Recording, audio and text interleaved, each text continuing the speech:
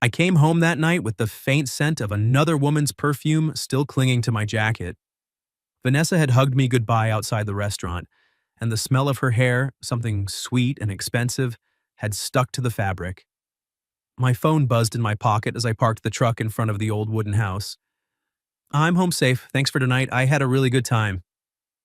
I read the message twice, then locked the screen without replying. The date had been fine. Vanessa was beautiful, polite, and clearly interested. She laughed at my jokes, asked about my work, and even said she liked men who could fix things with their hands. On paper, everything was perfect. But the entire evening, my mind kept drifting somewhere else. I stepped out of the truck and walked up the gravel path toward the two-story house I'd been renting for almost 2 years. The porch light was still on, casting a warm yellow glow across the wooden steps. I expected the house to be quiet. Olivia usually went to bed early when she had early client meetings. She was sitting on the porch. A half-finished cup of tea sat on the small table beside her. She wore a thin gray sweater, sleeves pushed up to her elbows, and her dark hair was loose, moving slightly in the night breeze. She looked like she'd been out there for a while. I stopped at the bottom of the steps. "Hey," I said, trying to sound casual. "You're still up?" Olivia turned her head slowly. Her eyes moved from my face to the jacket I was wearing, then down to the phone still in my hand. She didn't smile. "How was the date?" she asked. I shrugged and climbed the last 2 steps. "It was okay. She's nice." She nodded once, like she already knew that answer. Then she looked at me for a long moment, the kind of look that made me feel like she could see straight through my bullshit. I reached for the door handle, and that's when she said it. "She doesn't love you like I do." My hand froze on the doorknob. The words hung in the cool night air between us. I turned my head slowly. Olivia was staring straight ahead now at the empty street, her fingers wrapped tightly around the mug even though the tea had gone cold. I opened my mouth, but nothing came out. She stood up abruptly, almost knocking the chair back. "I'm sorry," she said quickly. I'm tired. I shouldn't have said that. Forget it." Before I could answer, she walked past me, opened the front door, and disappeared into the house. The door clicked shut behind her. I stood there alone on the porch, keys still in my hand, the scent of Vanessa's perfume suddenly making me feel sick. That was the moment everything changed. My name is Nathan Cole. I'm 27 years old and I work as a residential electrician in Portland, Oregon. I spend my days crawling through attics, rewiring old houses, and fixing circuit breakers that haven't been touched since the 90s. It's not glamorous work, but I'm good at it. People call me when their lights go out in the middle of the night or when their kitchen outlets stop working after a storm. I show up, I fix it, I leave. Simple. 2 years ago, I needed a place to live that wasn't a noisy apartment complex or some overpriced studio downtown. Mark, one of the guys I work with, told me about a room for rent in a quiet neighborhood. 2-story wooden house. Reasonable rent. The owner lived downstairs and only wanted one tenant. That owner was Olivia Bennett. She was 30 at the time, tall with dark hair that always looked like she'd run her hands through it while working, and eyes that noticed everything. She worked as a freelance interior designer, turning old apartments and small cafes into places people actually wanted to spend time in. Her living room was always full of fabric samples, mood boards, and half-drunk cups of tea.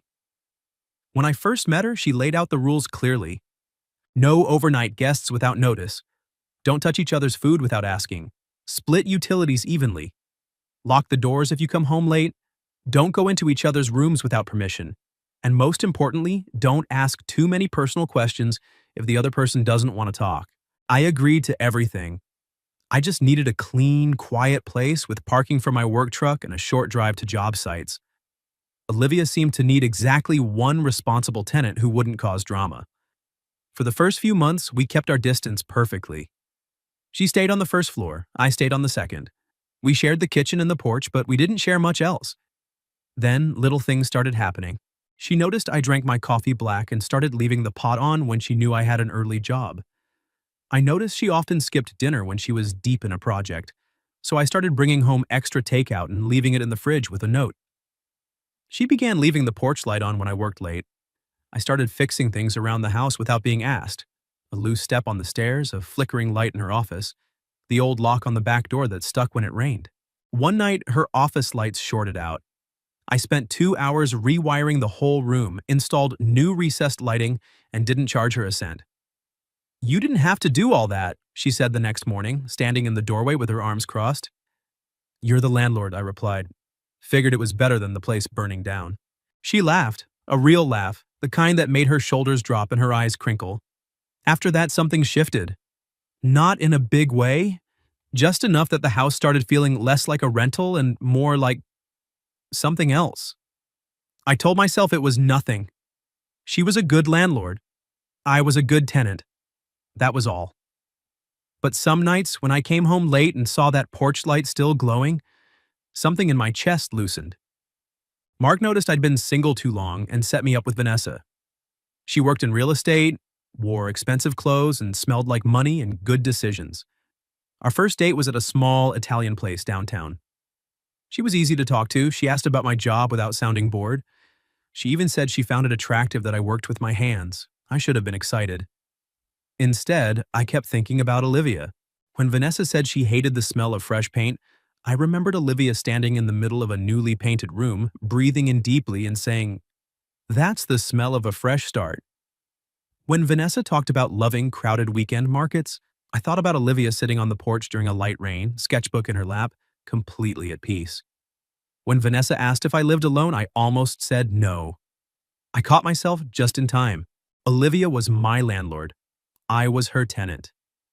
That was the line we'd drawn, and I wasn't going to cross it. After the date, Vanessa texted that she had gotten home safely and thanked me for the night. I slipped my phone into my pocket and drove back to the house. The two-story house appeared under the streetlights. The porch light was still on. Olivia was sitting there. She wore a thin sweater, both hands wrapped around a cup of tea, her eyes watching the path as if she had been waiting for a while. I smiled and said, "Hey, Olivia. I just got back from a date. I think she liked me." Olivia looked at my jacket, then at the phone in my hand. "How was it?" she asked. I smiled lightly. "It was fine. She's nice." She nodded. "Do you like her?" I hesitated. I probably need to see her again to know for sure. She went quiet. I thought the conversation was over, so I put the key into the lock. That's when Olivia spoke again. "She doesn't love you the way I do." I stood completely still. The night wind moved across the porch. The cup in Olivia's hands trembled slightly. She looked like she had just realized she said something she couldn't take back. Her face turned red. She stammered, "I'm sorry, I care about you like family. I'm just tired and saying nonsense." Then she stood up, walked into the house, went straight to her room on the first floor, and closed the door. I was still standing on the porch. For the first time in 2 years, the house I had been renting suddenly felt full of things that had never been said out loud. I didn't sleep much that night. Every time I closed my eyes, I heard her voice again. "She doesn't love you like I do." The words kept looping in my head, refusing to fade. I lay on my bed staring at the ceiling, listening to the old house settle around me. Somewhere below on the first floor, I could hear Olivia moving, the soft creak of floorboards, the faint sound of water running in the bathroom. Then silence. She was awake too. I wanted to go downstairs. I wanted to knock on her door and ask what the hell she meant. But every time I sat up, something stopped me. Fear, maybe. Or the simple fact that I didn't know what I would say if she opened that door. So I stayed in my room like a coward. The next morning, the house felt different. I came downstairs at 7 like usual, expecting to find her in the kitchen making tea or sitting at the dining table with her laptop open. But the kitchen was empty. The only sign she'd been there was a full pot of coffee on the counter and a small piece of paper beside it. "Made extra. Help yourself if you want." That was it. No signature, no smiley face. Just those 6 words in her neat handwriting. I stood there holding the note for a long time. She was still taking care of me, but she didn't want to see me. I pulled out my phone and typed a message before I could overthink it. "About last night." "What did you mean?" I hit send. No reply. I waited 5 minutes, then 10, then 20. Nothing. I poured myself a cup of coffee and drank it standing at the counter, staring at the empty staircase that led to her room. For 2 years, I'd told myself the things she did were just landlord things. Leaving the porch light on, making extra food, asking how my day was. All of it had felt normal, safe. Now every memory felt different. I remembered the night I came home soaked after fixing a flooded basement. She'd handed me a towel without saying a word, then made me sit at the kitchen table while she heated up leftover soup. I'd thanked her and called her a good landlord. She'd just smiled and gone back to her work. I remembered the time her car wouldn't start, and I spent an hour under the hood while she stood nearby holding an umbrella over both of us. She'd said, "You really don't have to do this." I'd answered, "It's fine. I'm already here." She'd looked at me for a second too long. I'd ignored it. By the time I left for work that morning, my chest felt tight. I kept checking my phone between jobs, but there was still no reply from Olivia. Around noon, I got a message from Vanessa instead. "Hey, I had fun last night. Want to grab dinner this weekend?" I stared at the screen for a long time before typing back, "Can I get back to you later?" It wasn't fair to her. I knew that. But my head was too full of someone else to give her an honest answer. When I got home that evening, the house was quiet again. Olivia's shoes were by the door, so she was home. But her bedroom door on the first floor was closed. On the kitchen counter sat a plastic container with a sticky note on top. "Dinner. You always skip meals when you work late." I opened the container. Chicken and rice, still warm. Something inside me cracked a little. I walked to her door and knocked. "Olivia, I need to talk to you." Silence. I waited almost a minute before I heard the lock turn. The door opened slowly. She stood there in an old t-shirt and sweatpants, her hair messy like she'd been lying down. Her eyes were slightly red, but her voice was steady when she spoke. "I'm sorry about last night," she said. "I had no right to say that. You can forget it ever happened." I looked at her. "Did you mean it?" The question hung between us.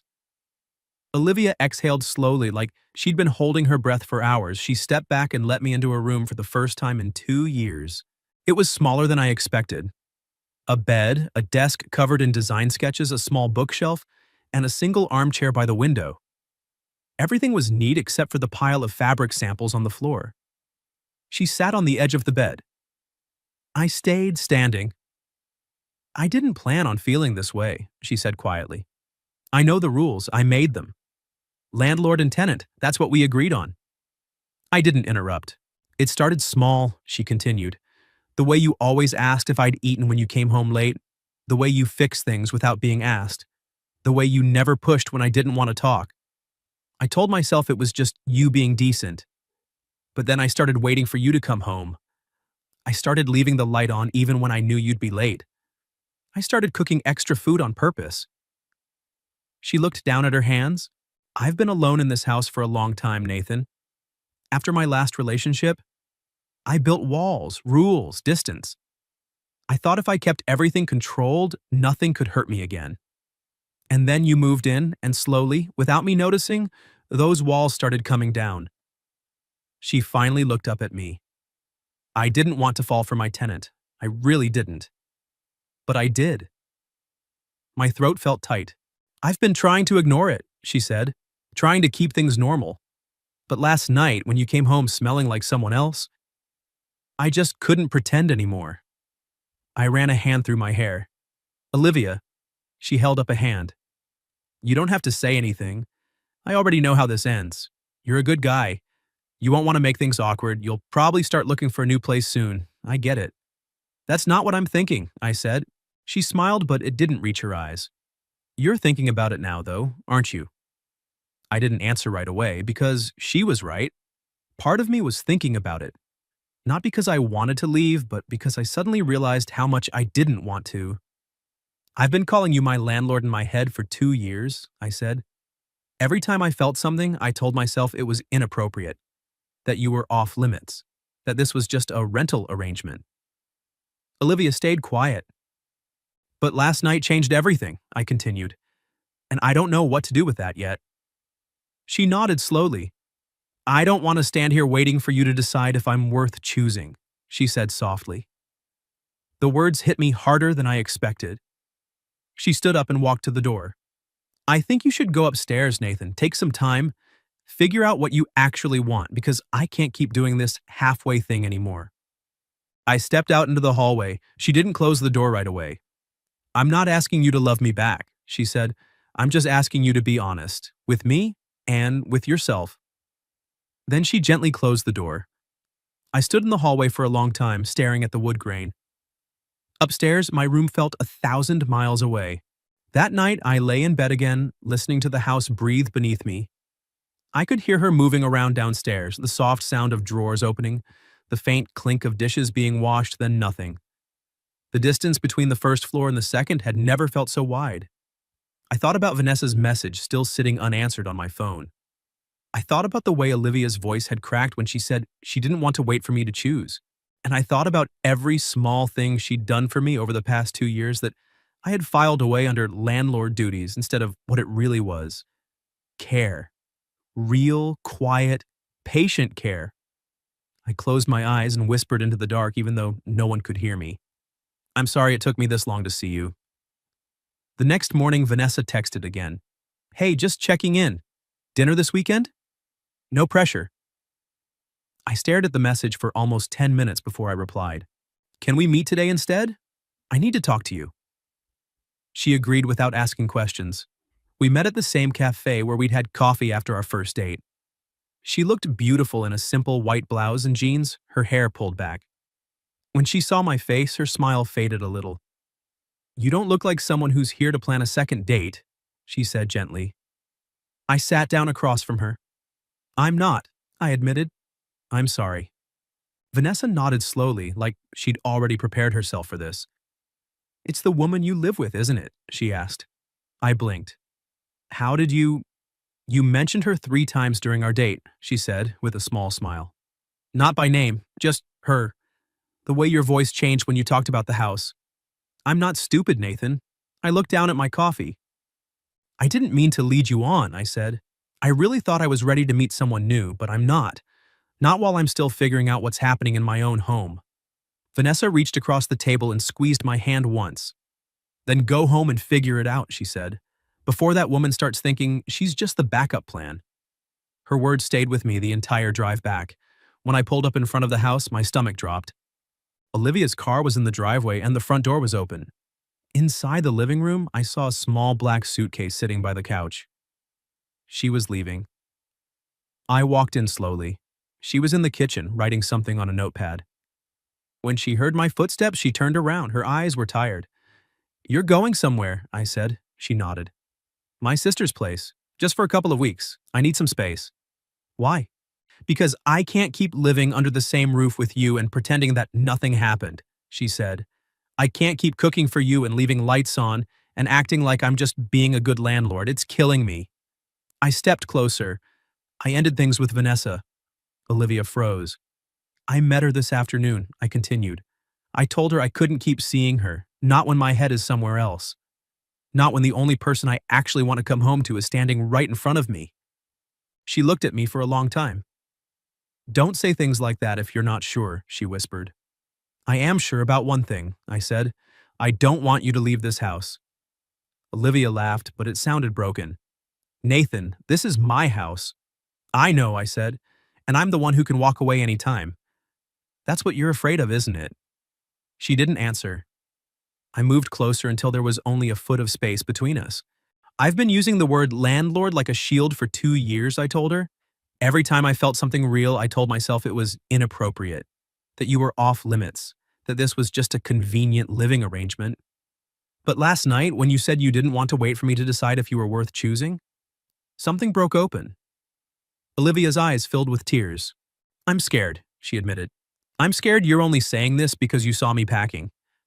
I'm scared you'll wake up in a week and realize you made a mistake. I might be scared too, I said. But I'm more scared of letting you walk out that door and never fixing what we broke. She looked down at the suitcase. I don't know how to do this, she said quietly. I don't know how to be with someone who lives in my house. I don't know how to stop being your landlord and start being whatever this is. Then we figure it out together, I said. No more hiding behind rules. No more pretending the things we do for each other are just convenient. If we're scared, we say it. If we want to stay, we say it. Olivia wiped her eyes with the back of her hand. You really mean that? I do. She stood there for another moment, then slowly nodded. Okay, she whispered. I'll stay. I stepped forward and pulled her into my arms. It wasn't a polite hug between landlord and tenant. It wasn't the careful distance we'd kept for 2 years. It was the kind of hug you give someone when you're finally allowing yourself to admit how much they matter. She buried her face in my chest and let out a shaky breath. We stayed like that for a long time. Later that evening, we sat on the porch together, two chairs side by side. No tea this time, just the quiet sound of the neighborhood settling down for the night. We didn't hold hands, we didn't kiss. We weren't ready for that yet. But we weren't pretending anymore either. I still feel like I'm breaking every rule I made, Olivia said softly. Maybe the rules were never meant to last forever, I replied. She looked over at me. What happens now? I thought about it. I don't know, I admitted. But I know I want to find out. With you. Olivia smiled, a real small smile that reached her eyes for the first time in days. Okay, she said. Then we take it slow. No labels, no pressure, just honest. Honest, I agreed. We sat there until the porch light automatically clicked on, bathing us in that familiar warm glow. The same light she'd left on for me every night for 2 years without ever saying why. Now I knew, and for the first time since I moved into this house, I didn't feel like a tenant anymore. I felt like I was finally home. The weeks that followed didn't feel like the beginning of a relationship. They felt like the slow, careful rebuilding of something that had been quietly falling apart for 2 years. We didn't announce anything. We didn't suddenly start holding hands in the kitchen or calling each other babe. We didn't even kiss for the first 10 days. Everything changed in smaller, quieter ways. I stopped pretending I was just being helpful. One Saturday, I spent the entire afternoon replacing the rotting wooden railing on the porch. Olivia stood in the doorway watching me, arms crossed. You don't have to do that, she said. I know, I replied, wiping sweat from my forehead. But I want to. She didn't argue after that. Another night, I came home late from a job that had run way over. When I walked into the kitchen, Olivia was still awake. She placed a bowl of soup in front of me without saying a word. I looked at her. You're still doing this, I said. She met my eyes. It's different now. How? Before I did it because I was trying to be a good landlord. Now I'm doing it because I want you to know you're cared for. There's a difference. I didn't know what to say to that, so I just ate the soup while she sat across from me, sketching on a napkin. Little by little, the house started to feel like ours instead of hers and mine. I fixed the loose step on the back stairs. I replaced the old, harsh porch light with a warmer bulb because she mentioned once that she liked reading outside at night. I bought a second chair and placed it next to hers without asking. When she asked why, I simply said, because I plan on sitting out here with you more often. She didn't smile, but her shoulders relaxed. Olivia began opening up in ways she never had before. One rainy evening, we were sitting on the couch after dinner when she suddenly spoke. I used to think this house was my armor, she said quietly. After my ex left, he lived here with me for almost a year. When things got hard, he walked out. I remember standing in this exact living room, watching him pack his things and thinking that I would never let anyone get that close again. So I made rules. I kept distance. I turned this place into a fortress. I stayed silent, letting her talk. Then you moved in, she continued. And you were so careful. You respected every boundary I set. You never pushed. And slowly, without me realizing it, I started lowering the walls. I started looking forward to hearing your truck pull up at night. I started leaving the light on because I wanted you to come home to something warm, not because it was a safety rule. She looked over at me. I was terrified the night I said those words on the porch. I thought I'd ruined everything. You didn't ruin anything, I said. You just stopped letting me hide. A few days later, I came home to find her sitting at the kitchen table with a stack of papers in front of her. Her eyes were red. I sat down across from her. What's wrong? She tried to smile. Nothing, just work stuff. Olivia. She hesitated, then slid one of the papers toward me. It was a letter from the bank. Property taxes had gone up significantly. There were still some old debts from when her parents transferred the house to her. If she couldn't come up with a solution soon, she might have to sell. I've been trying to figure it out on my own, she said. I didn't want to drag you into this. You're still technically my tenant. I looked at her for a long moment. Let me help. She immediately shook her head. No, this isn't your responsibility. You already do too much around here. I'm not offering as your tenant, I said. She went still. I'm offering as the person who wants to stay in this house with you. The person who doesn't want to watch you lose the one place that's ever felt like home to either of us. Olivia's eyes filled with tears. I don't know how to let someone help me anymore, she whispered. Then let me show you. That night, after she went to bed, I sat at the kitchen table and made a list. The house's electrical system was old and outdated. I could rewire the whole place, bring everything up to code, and increase the property value. The small studio space behind the garage could be turned into a rentable workspace for freelancers and photographers. Olivia had the design skills. I had the technical skills.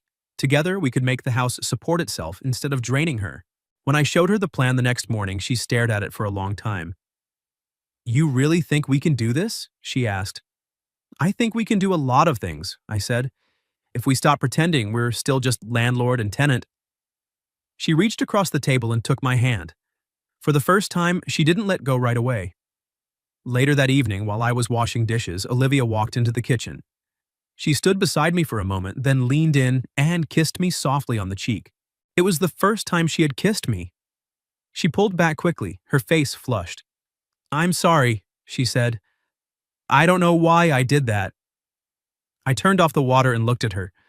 I'm not sorry, I replied.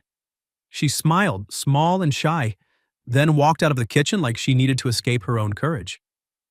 I stood there with soapy hands staring at the empty doorway and realized something important.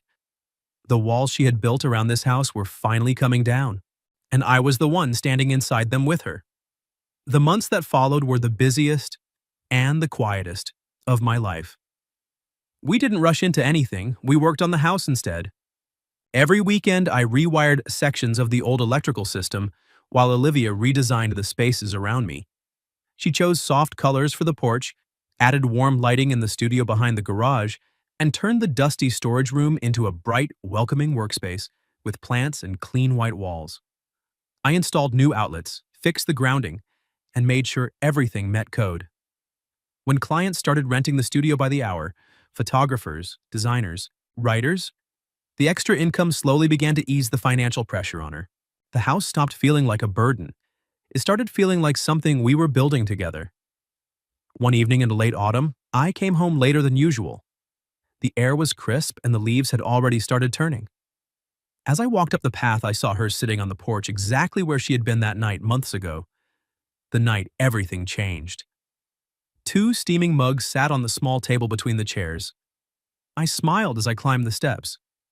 You're getting predictable, I said. Olivia looked up at me, a soft smile on her face. I figured you'd be tired. Thought you might want something warm. I sat down in the chair beside her, the one I had placed there weeks earlier, and picked up the mug. The tea was exactly how I liked it. No sugar. Strong. We sat in comfortable silence for a while, watching the streetlights flicker on one by one. Home nay on Met Kong? She asked quietly. I nodded. A little, but I wanted to come home. She glanced over at me. To this house? I turned to look at her. To you. Olivia lowered her gaze, but I saw the small smile she tried to hide. A moment later, she spoke again, her voice softer. I still feel embarrassed about what I said that night. Which part? She gave me a look. Don't pretend you don't remember. I chuckled. You mean the part where you told me the woman I was dating didn't love me like you did? Olivia covered her face with one hand. I can't believe I actually said that out loud. I reached over and gently pulled her hand down. You were just being honest, I said, and I needed to hear it. She studied my face for a long moment. If I hadn't said anything that night, would you have figured it out on your own? I thought about it honestly. Probably not for a long time, I admitted. I was really good at lying to myself. I would have kept calling you my landlord. I would have kept going on dates with women who weren't you. And every night I would have come home and told the only person I actually wanted to talk to about my day. Olivia leaned her head against my shoulder. I'm glad I said it, she whispered. Even if it was terrifying. I rested my cheek against her hair. Me too. We stayed like that until the tea grew cold. The porch light glowed warmly above us, the same light she had left on for me for over 2 years. Only now I finally understood what it had always meant. This house had never just been a rental. It had been her way of saying come home without ever having to say the words out loud. And now, I was finally listening. Some loves don't begin with grand gestures or perfect confessions. Sometimes they begin with a single sentence spoken on a quiet porch when someone's heart is breaking. A sentence that breaks every unspoken rule. A sentence that forces two people to stop hiding. Olivia and I didn't have a dramatic beginning. We had 2 years of careful distance, followed by one painful truth that changed everything. But as I sat there with her head on my shoulder in the quiet house behind us, I knew one thing for certain. I wasn't renting anymore. I was home.